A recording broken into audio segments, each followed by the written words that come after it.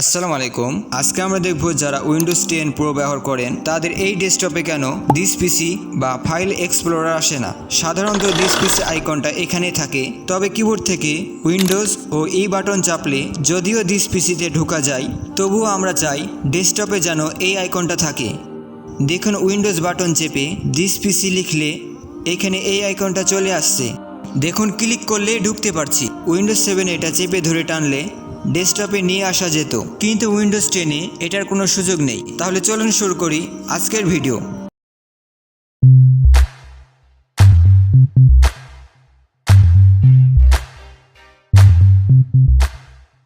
মাউসের ডান বাটনে ক্লিক করে পার্সোনালাইজ থেকে থিমে যাব। এবার নিচে আসতে হবে এবং ডেস্কটপ আইকন সেটিংয়ে ক্লিক করুন। এই যে দেখুন দিস পিসি আইকন, এটার উপরে ক্লিক করে ওকেতে ক্লিক করলেই কিন্তু হবে না।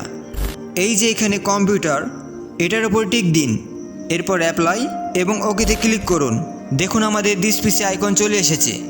তো এই ছিল আজকে ফালতু চ্যানেলে ফালতু ভিডিওটি কেমন লাগলো আশা করি জানাবেন। আল্লাহ হাফেজ।